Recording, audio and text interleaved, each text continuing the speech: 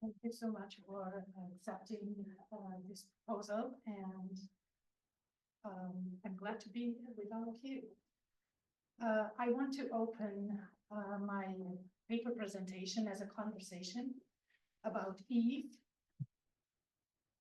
Okay.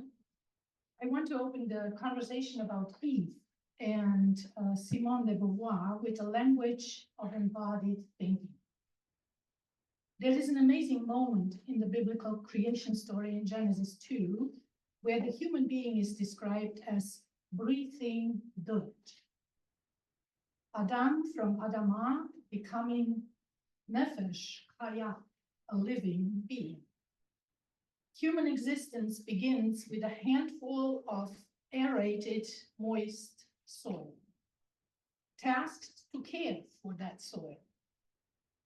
Human existence begins with that handful, and the portrayal of embodied human life could not have been more insightful in this story, composed in the concreteness and genuineness of the Hebrew language. The story invites one to live in its truthfulness, to lie down on a hot summer day and feel the warmth of the steaming ground, the wind passing through the whistling grass, and wonder about all this and how it will unfold. Simone de Beauvoir, the pioneering French existentialist philosopher and feminist, has articulated similar existential awareness in her autobiography. She writes, "Every morning, even before I open my eyes, I know I am in my bedroom, on my bed. But if I go to sleep after lunch in the room where I work, sometimes I wake up with a feeling of childish amazement. Why am I myself? What astonishes me, just as it astonishes a child when he became aware of his own identity, is the fact of finding myself here and at this moment, deep in this life and not in any other. What stroke of chance has brought this about?" Throughout her rich body of work, the key principle upheld by Simone de Beauvoir is freedom. Freedom is the original condition of all justification of existence, she writes, and the source of value. In the Ethics of Ambiguity, Beauvoir writes, "To will oneself free is also to will others free." It is this principle that undergirds her theory on what authentic love looks like from an existentialist point of view. By practicing authentic love, Beauvoir notes, we can form relationships that, rather than apply constraints on freedom, promote the individual liberty and growth for mankind, for all involved. While the Beauvoir's discussions on ethics, freedom, and the quest for meaning do not include religious considerations and the idea of God, the corresponding perspectives, especially with Jewish, the corresponding perspectives correlate, especially with Jewish existentialist thinkers, and are important to note. For example, Rosenzweig argued that the relation between man and the world is not in the I as a Cartesian cogito, but in the human as a relating being, called upon to respond. At the center of Martin Buber's existentialism stands the trust that meaning is open and accessible in the lived and concrete experience, that transcendence addresses us in the events of everyday life, that humanity's true concern is not unraveling the divine mysteries, but the way of the human in partnership with God. Emmanuel Levinas takes Buber's philosophy of dialogue one step further. He argues that in a post-Holocaust world, a focus on individual relationships, on seeing the other as an individual with a rich inner life, is the ultimate principle by which we are to live. For Levinas, philosophy begins with concern for the other. Abraham Joshua Heschel argues that religious reality does not begin with the essence of God, but with his presence, not with dogma or metaphysics, but with a sense of wonder and the ineffable which is experienced by every human being. Heschel asks, what constitutes being human? He responds, the ability to be concerned for other human beings. Being human presupposes the paradox of freedom, the capacity to create events, to transcend the self. Heschel's eloquence shines here through. I am born a human being. What I have to acquire is being human. And then freedom means more than mere emancipation. The glory of a free society lies not only in the consciousness of my right to be free and my capacity to be free, but also in the realization of my fellow man's right to be free and his capacity to be free. I will turn to the chapter where Simone de Beauvoir writes about the woman. In her seminal work, The Second Sex, she opens this question, woman, question mark. Very simple, say those who like simple answers. She's a womb, an ovary, she's female. This word is enough to define her. The opening line in the second part of the book is the famous and often quoted statement, one is not born, but rather becomes a woman. The argument in this part is that from the moment of birth, the newborn's body bears a social significance. Society, with its laws and customs, influences the development of the newborn through its differential treatment between boys and girls. The Second Sex became the inaugural work to examine the intellectual dimensions of women's oppression, establishing the foundation for the second feminist movement. Woman is the other, Beauvoir famously declared. He, man, is the subject, he is the absolute, she is the other. And then Beauvoir tells the biblical story of Eve as follows. Eve was not formed at the same time as man. She was not made either from a different substance or from the same clay that Adam was modeled from. She was drawn from the first male's flank.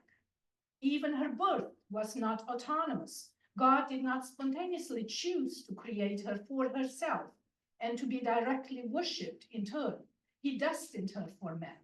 He gave her to Adam to save him from loneliness. Her spouse is her origin and her finality. She is his complement in the inessential mode, and thus she appears a privileged prey. She is nature raised to the transparency of consciousness. She is naturally submissive consciousness. Beauvoir describes the woman from a patriarchal Christianity and interpretation. One more quote, she is an idol, servant, source of life, power of darkness. She is the elementary silence of truth. She is activist, gossip, and lies. She is the medicine woman and witch. She is man's prey. She is his downfall. She is everything he is not and wants to have, his negation and his raison d'être. To understand Beauvoir's assessment of the woman's condition, it is important to note the influence that she gained from her upbringing in a Catholic household, and also from her readings, for example, of Kierkegaard's Christian view on the woman. Kierkegaard writes, to be a woman is something so strange, so confused, and so complicated that no one predicate can express it. And the multiple predicates that might be used contradict each other in such a way that only a woman could put up.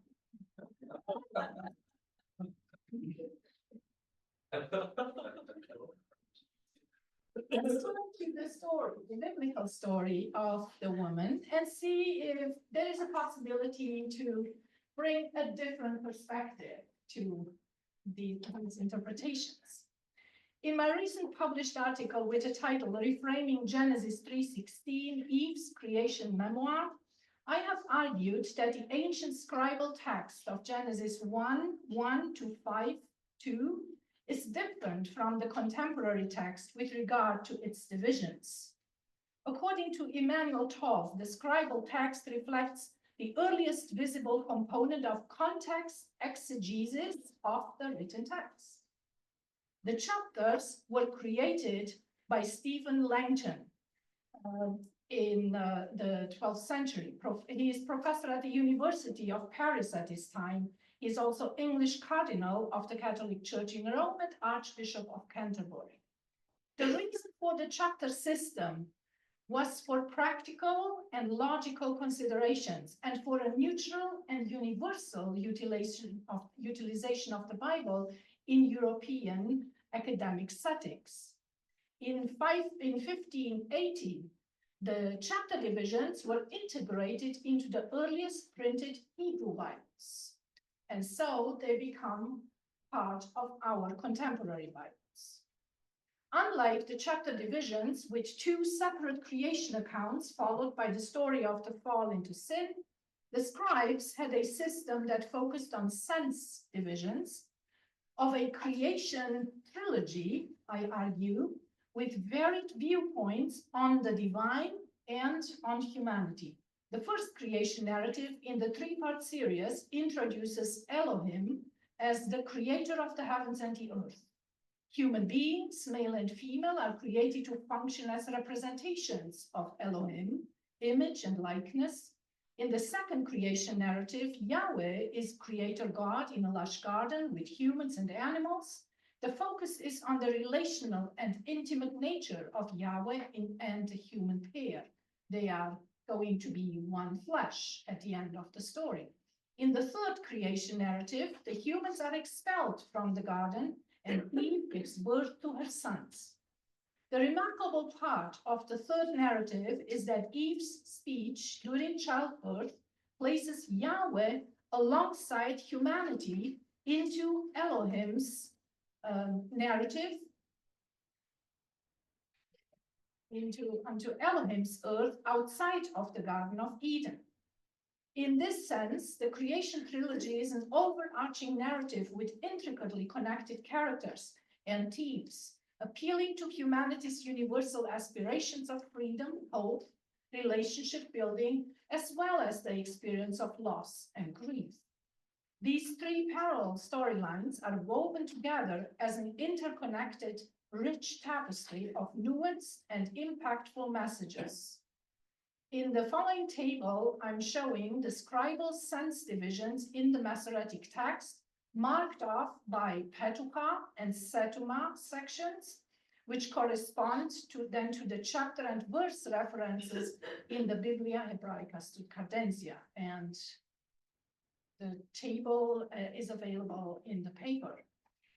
The Setuma units are of particular interest for this study. Genesis 3:16 and Genesis 4, verse 1 to 5:2, in the sense that these units present aspects about a woman in a way that is different in the chaptered Bible. Genesis 3:16 reads, and I'm quoting Carol Meyer's translation here from her book Rediscovering Eve. To the woman he said, I will make great your toil and your pregnancies. With hardship shall you have children. Your turning is to your man/husband, and he shall rule, control you. And in Meyer's research, she argues for the sexual control in this case. Genesis 4 contains the story of Mother Eve giving birth to her sons and the tragedy of Cain killing Abel. The Setuma demarcations link these two units and emphasize the need to read and interpret them in light of each other. Eve, who is silent when told inside the Garden of Eden about toil, pain, and childbirth, about her desire for her husband and his ruling over her, voices herself loudly and clearly outside of the Garden of Eden in Genesis chapter 4, 1 to 5:2. Ilana Pardes has pointed out Eve does not vanish after Genesis 3. In her second Setuma, she speaks at the beginning and at the end. And here are her words. Now, when Adam had known Eve, his woman, and she conceived and birthed Cain, and she said, I have created a human individual, Yahweh. And then again, at the end, Adam again knew his woman, and she gave birth to a son, and she called his name Seth. For Elohim set for me another seed in place of Abel, for Cain killed him. Gerhard von Rath made note of Eve's first words outside of the heavily guarded gate by Yahweh's cherubim with the flame of the whirling sword. Every word of this little sentence is difficult, von Rath says. Indeed, it is exceedingly difficult when the words are downgraded to a text for study and a translation as a vehicle for explaining these words. Instead, if the other side would be considered, then the words could convey the meaning and vision in this new world and for the world outside of Eden. Through the skillfulness of ancient Hebrew storytelling, Eve's cry during childbirth signifies the emergence of a new world. An ancient Hebrew audience would recognize the puns in her speech as she links Cain with Kana, to buy and acquire, but also with create. There are more wordplays and associations of sound and meaning throughout the story that follows afterwards. The audience is encouraged to perceive the Sodoma as epic poetry reflecting on a historical event of great significance, while also engaging with the narrative actively. Eve's use of wordplay, unconventional terminology, and subtle nuances reflects a rhetorical approach that calls for a generous and generative imagination. Literary analysis and speech act theory conducted on Eve's speech conclude the function is illocutionary, exhibiting declarative, assertive, and performative force on both the story level and the storyteller level. Eve's words tell about her as a partner of Yahweh rather than the man, Adam. Furthermore, she created a human individual, an ish, not a baby. Translations for the word kana as acquire rather than create discredit the speech. And this can be argued because of Cassuto's meticulous analysis of Ugaritic texts, where the same root, kana, is used to speak of the creatress or the bearer of the gods. Also, according to Ellen van Walden, the word kana specifically addresses the relationship between God's creation and woman's procreation.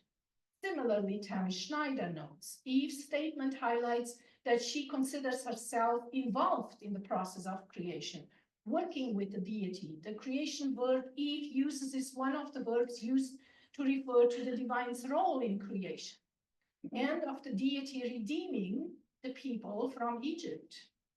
Here, Simone de Beauvoir adds her words to the conversation from her chapter about the woman as a mother in the second sex. Some women say they felt creative power during childbirth. They truly accomplished a voluntary and productive piece of work. Many others feel passive, a suffering and tortured instrument. Moreover, Eve's way of speaking of the ish instead of a newborn baby, which would be the typical Hebrew ben, tells of Cain as an individual and a member of the human family. But it is Eve's third word that is deemed as completely unexplainable, again, according to von Rath. And then translated, and by the way, translated mostly by male scholars as with the help of the Lord. Yet for any woman who has given birth, Eve's word et Adonai may well be the final cry of delivery. Lord, in Sanna's observation may come close to such an intense moment. The most sacred divine name, Yahweh, is here uttered by a human being, a woman, for the first time, Salman. Seen in this context, Eve's scream during childbirth parallels the man's cry at the creation of woman in Genesis 2:23. I'm quoting it with my own translation.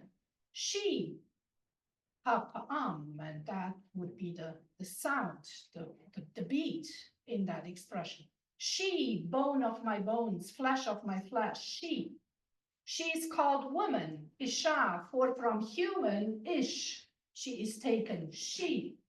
Note 3 times we have a threefold Hebrew feminine demonstrative pronoun, which in our English Bibles is the rather impersonal and ungendered this. You don't see the feminine demonstrative pronoun in this. Eve's exclamation is equally euphoric. I, woman, Isha, was produced from man, Ish. Now I, woman, have in turn produced man. Ultimately, Eve's cry opens the gate of the garden for Yahweh to join the human family in the open fields of the earth, where the farmer and the shepherd build altars and offer gifts.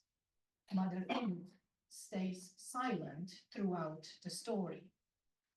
Cain kills Hevel, breath. Breath had never a voice in the story, and so the earth is breathless. Blood, however, speaks from the earth. Blood speaks.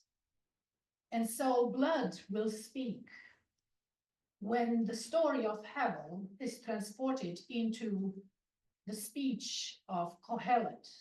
And by the way, the Kohelet is the feminine participle for the one who gathers the community. She speaks. Simone de Beauvoir notes, mothers always fail. Such failure should not be viewed as catastrophic, but as normal. Each day as a mother brings reminders of the omnipresent specter of inadequacy. Breath was taken. And if this story has anything to tell us today, then we should surely remember the words, I can't breathe. Mom, I'm through. The story continues in Genesis 4. It is her story because there are other women together with her, and they too are silent. There are 2 wives, Ada and Zillah, and Lamech took them for himself, and Lamech voiced his power. Listen to my voice, you wives of Lamech, give heed to my speech. There is also a sister. She is not identified as her daughter. She's just the sister of the brother again, Tubal-Cain. 3 findings about Eve's speech at the birth of Cain are notable. She resists male authority over women, and Mother Eve provides an alternative depiction of childbearing. She does not speak of the pain that was talked about in the first Setuma, Genesis 3:16. And finally, Eve's relationship with Yahweh does not rely on her connection with a man. Her remarks regarding the birth of her first son and the third son pertain to her relationship with Yahweh, rather than a bond of dominance under her husband. Eve's assertive at the opening of Genesis 4 invites the readers to imagine the identity and authority of women in ways that counter the world that is on display in Genesis chapter 3. I will stop. The rest of my paper you have. Thank you.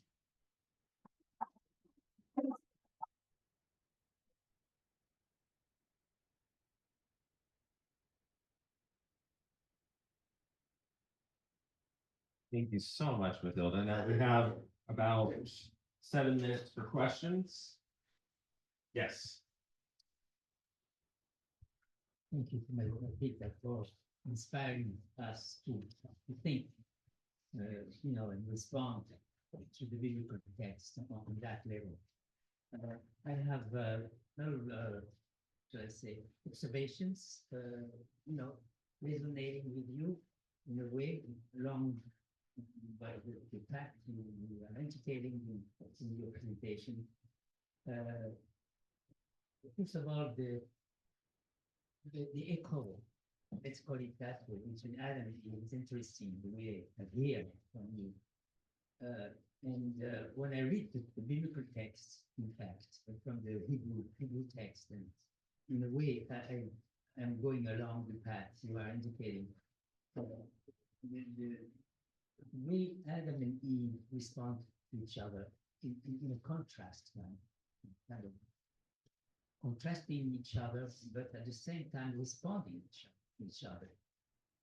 You have indicated a few things. I just want to add two other things along the way. It's interesting that while the woman is suggesting life, is bringing the lesson of life, the man Adam is bringing the lesson of death. Generally, we contrast the man and the woman in a positive sense with men and not in a negative sense with the woman, and we actually do not respect the text when we do that, because the text very boldly suggests a contrast which brings the woman closer to God than Adam. That's what I indicated to you right before this meeting. You know, it's interesting that the Adam doesn't blame God. Adam blames God. You know, when he responds to him, but Eve doesn't blame God. She blames the serpent. It's, you know, kind of a contrast. I just want to add two other things. You know, the fact that the woman is life and man is Adam. Woman is related to Chava, life, and as you indicated, Kana, which is creation. By the way, with the footnotes here, it's interesting that Ecclesiastes, which is a reflection on Genesis, and especially in creation. It starts with creation, book of Ecclesiastes, which is a philosophical. You want to have the first philosophical reflection on the book of Genesis, you have to go to Kohelet, to Genesis, to Ecclesiastes. Kana is negative there, because it refers to Ken, which is, you know, achieving, suggesting something positive, which actually ends up with header, which is negation, you know, of life. Another thing is another thought which came out as I was listening to the sheep of the of Genesis 3:15, in a way echoes the hymn of Genesis 3:16. You just look at the two texts, you will see that the we, and which is it's a little confusing when we speak in Hebrew, and at the same time the English is a little bit different. The he, that is she, Okay. and the who, which is referring to the messianic seed. They respond to each other. From a literary point of view. So anyhow, so I just want to tell you that I was listening and, you know, enjoying your paper and thinking along the way. Thank you. Thank you so much. I appreciate that. Dr. Khan was my professor. I'll make this very quick. So you referenced Mama, I Can't Breathe. Was that a reference to George Floyd? Okay.